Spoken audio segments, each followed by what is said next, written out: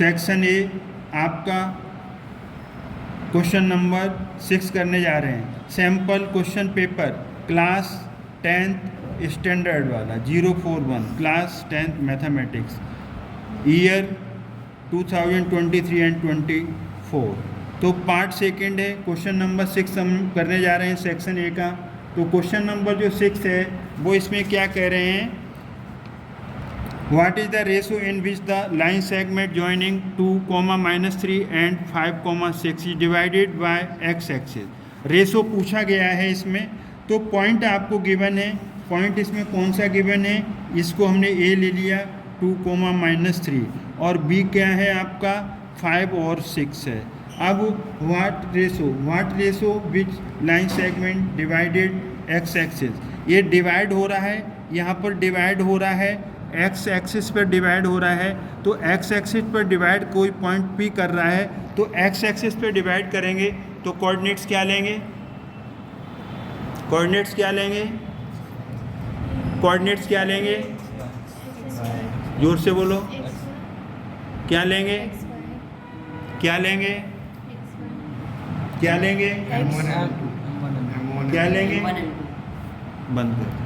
इन्होंने कहा है कि ये लाइन सेगमेंट कहाँ पर इंटरसेक्ट हो रहा है, एक्स एक्सिस पे। जब हम एक्स एक्सिस पे चलेंगे तो एक्स एक्सिस पे रनिंग करेंगे तो एक्स कोऑर्डिनेट तो होगा, वाई कोऑर्डिनेट नहीं होगा, क्योंकि हमने आपको अच्छी तरीके से बताया है ये एक्स डैश होता है, ये वाई और वाई डैश होता है। तो हम किस पे चल रहे हैं, एक्स एक्सिस पे चल रहे हैं। तो एक्स एक्सिस पे चलेंगे लाइन पर तो बाई कोऑर्डिनेट 0 होगा, तो यहाँ पर क्या आ जाएगा x, 0। किस रेशो में, जब हम रेशो की बात करते हैं कि रेशो भी निकालना है, इसमें साथ में क्या निकालना है, रेशो निकालना है। तो जब रेशो की बात आ रही है तो हम वैसे तो रेशो m1 और m2 होता है, और जब रेशो हम निकालते हैं तो क्या लेते हैं, जब हमें रेशो निकालना हो तो क्या लेंगे,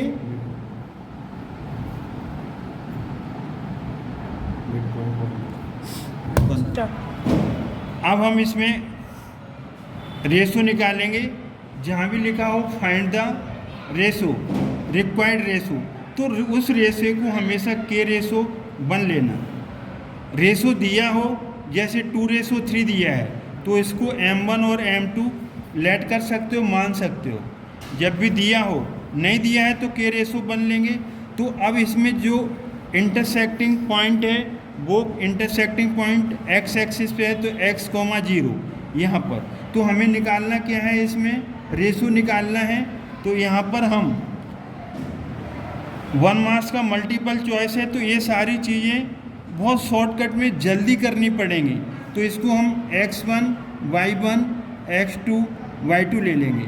जब हम x = क्या होता है, m1 x2 m1 x2, तो ये m1 का काम करेगा, ये m2 का काम करेगा। तो m1 लेंगे तो x2 आएगा, m2 लेंगे तो x1 m1 + m2, और दूसरा क्या आ जाएगा, y = क्या आ जाएगा, y लेंगे तो m1 y2 m2 y1 upon m1 + m2 आ जाएगा। तो यहाँ पर हम देखेंगे x की जगह तो x ही रहेगा, और y की जगह इसको हम x1 y1 x2 y2 ले लिया, तो क्या आया यहाँ पर m1 x2, तो k × 5, तो ये 5k आ गया। अब m2 x1, तो यहाँ पर 1 × 2 आ जाएगा, +1 × 2, क्यों 2x1 है, m1 + m2 तो k + 1। ये तो आगे तो सॉल्व होगा नहीं, क्यों नहीं आगे सॉल्व होगा, इसलिए नहीं होगा क्योंकि यहाँ पर k में टर्म आ गई। अब k की वैल्यू, यहाँ से तो k की वैल्यू नहीं निकली, यहाँ से निकलेगी। y की वैल्यू कितनी है, y कोऑर्डिनेट यहाँ पर कितना है, 0। m1 y2, m1 कितना है k और y2 कितना है 6, तो 6 के सीधे लिख देंगे। और m2 y1, m2 कितना है 1 और y1 कितना है -3, तो 1 - 3 1 - 3 1 × -3, m1 प्लस m2, तो m1 प्लस m2 कितना है k प्लस 1। अब इसी ब्रैकेट में लेकर के इधर क्रॉस मल्टीप्लाई कर देंगे तो ये नंबर पूरा 0 हो जाएगा और ये 1 से मल्टीप्लाई करेंगे 6k प्लस और माइनस, यहाँ पर जैसे 0/1 है, यहाँ पर इसे खोलेंगे तो 6a -3 upon k plus 1, cross multiply करेंगे तो k प्लस 1 का 0 से होगा तो 0 आ जाएगा, ये 6k -3 आ जाएगा, तो 6k 3 को इधर ले जाओ तो पॉजिटिव हो गया, k की वैल्यू चाहिए तो 6 नीचे आ जाएगा, 3 1 जा 3, 3 2 जा, तो ये 1/2 आ गया, तो 1:2, तो 1:2 इसमें आपका क्वेश्चन नंबर 6 का आंसर क्या आएगा, ए 1:2, ये आपका आंसर आ गया, ये करेक्ट हो गया। तो देखिए कहने का मतलब ये है कि 1 मार्क्स में इतना दिया हुआ है, बहुत टाइम लग गया, तो हमें पता होना चाहिए शॉर्टकट में करें। इस चीज़ को आप नेगलेक्ट कर सकते हो क्योंकि के तो हमें इसी से मिल गया, इससे क्यों नहीं मिला, क्योंकि इसमें के अननोन था, एक्स भी अननोन है। अब अगर वो एक्स्ट्रा हम बता रहे हैं आपको कि एक्स्ट्रा में अगर वो ये पूछ लें, एक्स्ट्रा में क्या पूछ लें कि आप इसके कोऑर्डिनेट्स भी बताइए, किसके कोऑर्डिनेट्स बताइए, इंटरसेक्टिंग पॉइंट के, एक्स वाई के, पी के कोऑर्डिनेट्स बनाओ, तो x इक्वल टू के की वैल्यू कितनी आई है आपकी, के की वैल्यू 1/2, तो k की जगह हम क्या लिखेंगे 5k में 1/2 प्लस 2 डिवाइडेड बाय क्या है k प्लस 1, k की वैल्यू कितनी है 1/2 प्लस 1। ये एक्स्ट्रा करा रहे हैं, अगर 2 मार्क्स का आता है, 3 का आता है या ज़्यादा नंबर का आता है तो कैसे सॉल्व करोगे। तो जो तुमने k निकाला है वो इसमें रख दो, k अपॉन में है ना तो थोड़ा दिक्कत देगी पर कोई बात नहीं, 5k k की जगह 1/2 प्लस 2 एज इट इज़ आ गया, k प्लस 1 यहाँ पर k की वैल्यू है, इसे सॉल्व कर लो, 5 बन जा 5 अपॉन 2 प्लस 2 इसके नीचे 1 ले लो, डिवाइडेड 1/2 इसके नीचे 1 ले लो, x इक्वल टू 2 और 1 का एलसीएम 2 से 2 कट गया, 5 एज इट इज, ये नहीं कटेगा 2 तो 2 2 जा ऊपर मल्टीप्लाई हो जाएगा 4, ये 2 का एलसीएम लेंगे तो ये 2 आ जाएगा, 2 से 2 कट गया तो 1, 2 1 से नहीं कटेगा, 2 मल्टीप्लाई होगा ऊपर 2 प्लस 2 बन जा 2, एक्स इक्वल टू 5 प्लस 4 9/2, यहाँ पर 2 प्लस 1 3/2, जब हम डिवाइड का साइन हटाते हैं तो क्या लगता है मल्टीप्लाई, और क्या होता है अगला नंबर रेसिप्रोकल हो जाएगा, ये और ये कट गया, 2 से 2 3 3 जा 9,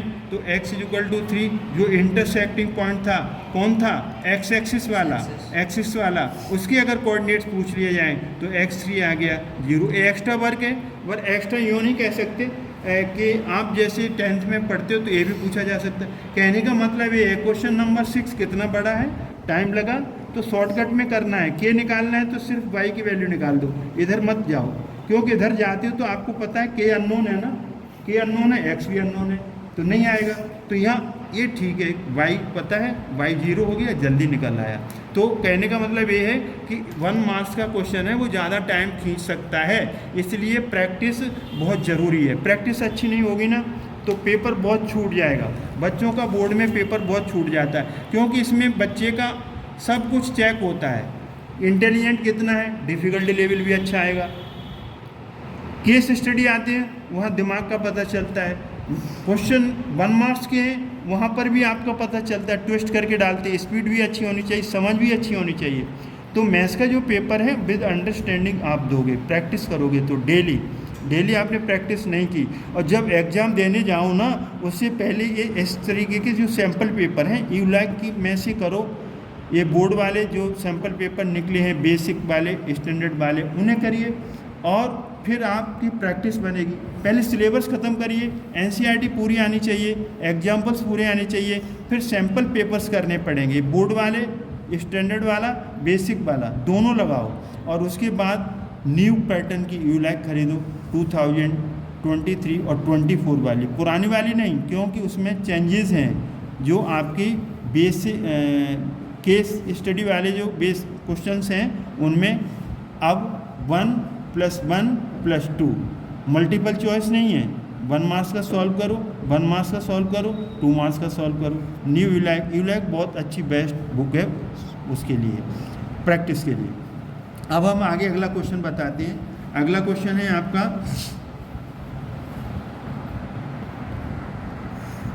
question number 7। Point XY, point XY है at a distance 5 units from the origin. P point ले लो इसको। ओरिजिन के क्या होते हैं? ओरिजिन के कोऑर्डिनेट क्या होते हैं? 0,0 होता है। अब point XY is at a distance of 5 unit. इसकी डिस्टेंस कितनी है? 5 यूनिट है। तो यहाँ पर इसको क्या ले लो, डिस्टेंस फार्मूला लगा देंगे। बोलो, इसको PO ले लो या PQ ले लो। तो PO = कितना दिया है? 5 दिया है, 5 दिया है। तो यहाँ कौन सा लग जाएगा? Distance formula. How many such points lies the third quadrant. A point XY is a distance. How many such points in the third quadrant?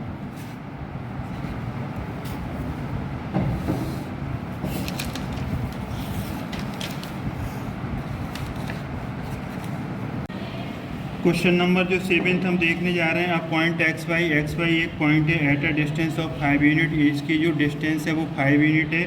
किससे? ओरिजिन से। ओरिजिन से है तो हम यहाँ डिस्टेंस फार्मूला लगाते हैं। तो PO = 5, तो ये आ जाएगा। इसे स्मॉल x से स्मॉल y भी लिख सकते हो, डोंट वरी। तो x2 - x1/2 - y1 वो फार्मूला लगाएंगे। तो यहाँ पर x - 0 का होल स्क्वायर प्लस y - 0 का होल स्क्वायर, यहाँ रूट का साइन लग जाएगा और डिस्टेंस इतनी है। स्क्वायरिंग बोथ द साइड्स करेंगे तो यहाँ पर स्क्वायर रूट का साइन हट जाएगा, स्क्वायर रूट का साइन हट जाएगा यहाँ से। तो यहाँ x - 0 x², ये y², ये 5 का स्क्वायर हो जाएगा।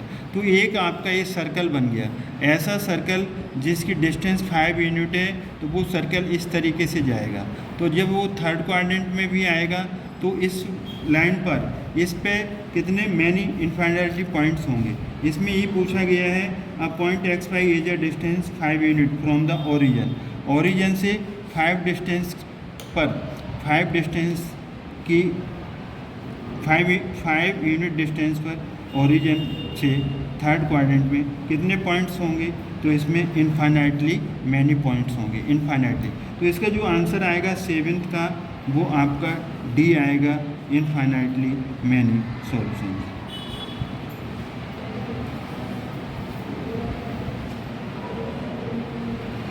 इनफाइनाइटली मैनी सॉल्यूशंस आएगा। तो आप वैसे देखिए यहाँ पर 5 यूनिट की डिस्टेंस पे जाओगे ना, 5 थर्ड क्वाड्रेंट में जाना है 5 यूनिट की डिस्टेंस पर। तो यहाँ पर कितने पॉइंट्स आएंगे? मैनी पॉइंट्स आएंगे। एक लाइन बनाओ, उस लाइन पे कितने मैनी पॉइंट्स होते हैं कि नहीं होते? Many points. और 5 यूनिट लो ना, वैसे भी डायरेक्ट करो ना, इसको ना लगाओ फार्मूले को, सर्कल को मत बनाओ। चलो 11th में 5 यूनिट पर 5 यूनिट का ये लोगे थर्ड क्वाड्रेंट में, तो एक ही लाइन पर मैनी इनफाइनाइटली पॉइंट्स होते हैं। ख़त्म करो इसको, ज़्यादा इसमें दिमाग नहीं खर्च नहीं करना है, केवल ये। तो अब आपका आएगा 8th है। 8th आपने अभी क्वेश्चन आपने पढ़ा नहीं है, ये उसके ऊपर डिपेंड करता है। किसके ऊपर डिपेंड करता है?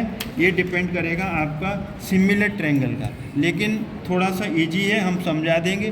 कैसे समझा देंगे? यहाँ से देखिए आप, ये यहाँ से ए फिगर बनी हुई है, ये फिगर बनी हुई है, यहाँ पर ए फिगर बनी हुई है, यहाँ पर लिया गया ए, यहाँ पर बी, यहाँ पर सी, यहाँ पर डी और यहाँ पर लिया गया, सॉरी यहाँ पर क्या है ये? ई है, ई है, ये सी है, ए ई है। इसके अंदर दिया हुआ है ए बी, ए है स्मॉल ए, और साथ में क्या दिया हुआ है? डी ई स्मॉल एक्स है, और साथ में दिया है बी ई स्मॉल बी है, स्मॉल बी, और साथ में दिया है ई सी, सी है। अगर ये पूरी डिस्टेंस देखी जाए तो बी प्लस सी हो जाएगी, बी प्लस सी, ये पूरी डिस्टेंस हो जाएगी। तो हमने क्या देखना है कि यहाँ पर ये जो दोनों ट्रायंगल हैं ना, अब ये दोनों ट्रायंगल हैं, इसमें ए भी दिया है कि D E parallel B C, तो डी ई बी सी के पैरेलल है ना, तो डी ई बी सी के पैरेलल है, तो ये 90 डिग्री का एंगल, ये 90 डिग्री का एंगल है। तो क्या होगा कि एंगल, दो ट्रायंगल है ना आपके, एक ट्रायंगल डी ई सी, सी डी ई, कौन सा ट्रायंगल, एक ट्रायंगल है आपका ये वाला सी डी ई, तो यहाँ से सी डी ई, और एक बड़ा वाला ट्रायंगल है, बड़ा वाला ट्रायंगल कौन सा है आपका, सी ए बी, ये वाला है। तो एंगल सी और एंगल सी कॉमन आ गया, और बी और ई कितने का बन रहे हैं, 90 डिग्री के, बी और ई 90 डिग्री के, तो दो एंगल इक्वल आ गए। Angle C is equal to angle C common हो गया, angle B angle E is equal to कितना आ गया, 90 डिग्री। जब दो एंगल इक्वल आ जाएं तो वो सिमिलर आ जाते हैं, तो दोनों आपके ट्रायंगल सिमिलर हो गए। तो ट्रायंगल कौन सा, यहाँ से नाम ले लो, C D E similar triangle C A B. यहाँ पर जो डी ई ए बी के पैरेलल है, यह लिखने में मिस्टेक है, डी ई ए बी के पैरेलल है, डी ई ए बी के पैरेलल, ये भी लिख दो। तो ये आपने पढ़ा हुआ है 6th चैप्टर में कि दो ट्रायंगल सिमिलर हो जाते हैं, कब हो जाते हैं, by A similarity, by A similarity criteria. Similarity के लिए क्या है कि दो एंगल इक्वल हो जाए, तो तीसरा एंगल तो अपने आप इक्वल आ जाएगा। किसी ट्रायंगल में दो एंगल इक्वल है तो तीसरा एंगल सम प्रॉपर्टी से हो जाएगा। तो ए वाला सी कॉमन है, ई और बी 90 डिग्री, तो दोनों सिमिलर आ जाएंगे। तो सिमिलर जब हो जाते हैं तो उनकी करॉस्पेंडिंग साइड्स का रेशो इक्वल आता है। If two triangles are similar then their corresponding sides will be ratio, their corresponding sides will be equal.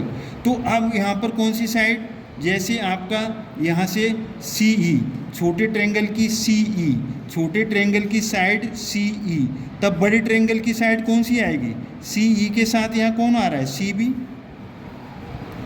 छोटे ट्रायंगल की साइड सी ई, तो बड़े ट्रायंगल की साइड सी बी। अब हमें डी ई लेंगे, क्यों, डी ई और ए बी दिया हुआ है, तो डी ई इधर आएगा, छोटे साइड की, छोटे ट्रायंगल की साइड डी ई, और डी ई के साथ कौन आएगा, ए बी आएगा, कौन आएगा, ए बी। तो इसे कैसे याद करोगे, जब दोनों ट्रायंगल सिमिलर हैं तो छोटी ट्रायंगल की साइड सी ई अपॉन बड़े ट्रायंगल की साइड सी बी, छोटे ट्रायंगल की साइड सी ई अपॉन बड़े ट्रायंगल की साइड सी बी, छोटे ट्रायंगल की साइड डी ई अपॉन बड़े ट्रायंगल की साइड ए बी। तो यहाँ पर C E upon C B, D E upon A B, C E कितना है, स्मॉल सी बी कितना है, बी प्लस सी, और यहाँ पर डी ई कितना है यहाँ पर एक्स, और ए बी कितना है यहाँ पर ए। तो आई वांट वैल्यू ऑफ, किसकी वैल्यू निकालनी है इसके अंदर, रिलेशन निकालना है, then X express in the term. तो हमें एक्स की वैल्यू निकालनी है, एक्स का रिलेशन निकालना है। तो एक्स इज इक्वल टू क्या आ जाएगा, इसका क्रॉस मल्टीप्लाई कर दो, तो ए सी अपॉन बी प्लस सी। तो इसमें जो आंसर है आपका, कौन सा आंसर आपका, ए सी अपॉन बी प्लस सी। इसमें जो आपका आंसर है ना, इन अ ट्रायंगल ए बी सी, ये ट्रायंगल ए बी सी था, D E parallel, D E parallel A B दिया था, A B is equal to A, ये ए बी था ना, ये ए है, ये यहाँ से यहाँ तक ये, और डी ई कितना है, एक्स है, और बी ई कितना है, बी, और ई सी सी। तो इसमें एक्स निकालना था, तो ये हमने यहाँ पर निकाला। तो इसका जो आंसर आया क्वेश्चन नंबर 8 का जो आंसर है आपका ए सी अपॉन ए वाला, ए सी अपॉन बी प्लस सी, तो इसका बी वाला आंसर सही है, AC/B+C। इसे आप इस तरीके से करेंगे। तो कहने का मतलब ये देखिए कि ये सारी चीज़ें बड़े शॉर्टकट में बनाओगे, कोई रीजन नहीं लिखना, आपको ये शो भी नहीं करना है, आपको सीधे क्या मन ही में मान लो कि ये दोनों ट्रायंगल सिमिलर हैं, तो सीधे आप क्या अप्लाई कर दो, सीधे अप्लाई कर दो CE/CB DE/AB, छोटे ट्रायंगल की साइड अपॉन बड़े ट्रायंगल की साइड करोस्पेंडिंग, ऐसे ही DE/AB, यहाँ से सीधे आप निकालोगे। वहाँ इतना टाइम वेस्ट किया तो पेपर छूट जाएगा, क्योंकि यहाँ तो टिक लगाना है उसे, और शॉर्टकट एक्सप्लेनेशन ज़्यादा नहीं देनी है, आपको अपने आंसर तक पहुंचना है जितनी जल्दी हो सके, और जल्दी तब होगी जब आपको नॉलेज होगा तब, अदरवाइज तो नहीं होगा।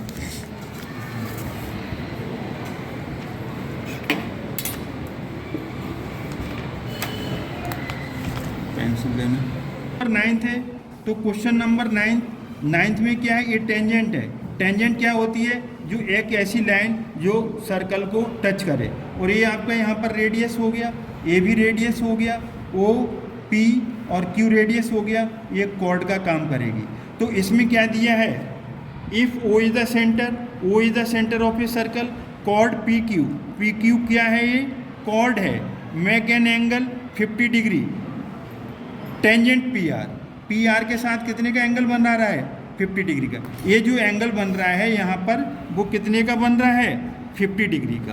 तो ये 50 डिग्री का बन रहा है। तो अब इसमें क्या पूछा गया है, then angle subtended by the chord at the centre, centre पर कितने का एंगल बनेगा, सेंटर पर वो एंगल कितने का बनेगा। देखिए जो स्टैंडर्ड एडवांस पेपर आता है ना, वो बड़ा थोड़ा डिफ़िकल्ट होता है, 1 मार्क्स के क्वेश्चन भी बड़े डिफ़िकल्ट होते हैं। तो इसमें क्या है कि यहाँ पर आप P को यहाँ मिला दो, Q को यहाँ मिला दो, तो एंगल अल्टरनेट सेगमेंट क्या होता है, एंगल अल्टरनेट सेगमेंट। जैसे ये आपका टेंजेंट है, ये कॉर्ड है, ये टेंजेंट है, ये कॉर्ड है, टेंजेंट और कॉर्ड के बीच बनने वाला एंगल अल्टरनेट सेगमेंट पर बनने वाले एंगल के इक्वल आएगा, अल्टरनेट सेगमेंट का remaining part of the circle. ये बात समझ में आ रही है। ये क्या आ गया, ये आपका आ गया टेंजेंट, ये कॉर्ड, ये टेंजेंट और कॉर्ड के बीच बनने वाला एंगल, जो रिमेनिंग पार्ट बना है सर्कल का, रिमेनिंग कितना बचा, ये वाला, इस पे जो बन रहा है ना एंगल, उसके इक्वल आएगा। तो ये 50 का, तो ए भी 50 का आ जाएगा। बोलो, ये 50 का है तो ये 50 का आ जाएगा। और सेंट्रल एंगल डबल होगा ना इसके, सेंट्रल एंगल इसके डबल होगा, तो POQ कितना हो जाएगा, 100 डिग्री। आपको केवल आंसर देना है, तो इसका जो आंसर आएगा वो 100 डिग्री आएगा। क्वेश्चन नंबर 9th का बी पार्ट कितना आ गया, 100 डिग्री। कैसे आया, ये जो एंगल है, angle between chord and tangent is 90 degree, इसको हमने एक्सटेंड कर दिया, तो रिमेनिंग पार्ट सर्कल पे जो बनेगा वो सेम होगा। अल्टरनेट जो एंगल है ना, तो रिमेनिंग पार्ट पर सर्कल पर जो बन रहा है ना, वो इक्वल आएगा। तो यहाँ टेंजेंट और कॉर्ड के बीच बनने वाला एंगल जो रिमेनिंग पार्ट सर्कल का है उस पर बनने वाले एंगल के बराबर आएगा। और ये सेंट्रल एंगल इज ट्वाइस, आपने पढ़ा है ना 9th क्लास में, central angle is twice then the angle inscribed on a circle of the remaining part. Have you got it. अगर ये 100 है तो ये 50 आ जाएगा, 50 है तो 100, ये आप है। फिर जा कर के आज हम यही फिनिश करते हैं। अगले पार्ट्स अगले वीडियो में, ये जो सेकंड पार्ट है या एक ही पार्ट है, दूसरा पार्ट है अभी, फिर थर्ड पार्ट में हम इसे पेपर को सॉल्व करेंगे। तब तक के लिए आप इसे जितना कराया है उसे रिवाइज करिए, और हम section A, section B, section C, section D, E सभी हम कराएंगे, और 1 बाय 1 हम आपको ये सारे पार्ट्स भेजते रहेंगे। अगर आपको हमारा चैनल अच्छा लगता है, मेथड अच्छी लगती है, तो हमारे चैनल को लाइक और शेयर और सब्सक्राइब करना न भूलें। Thanks God.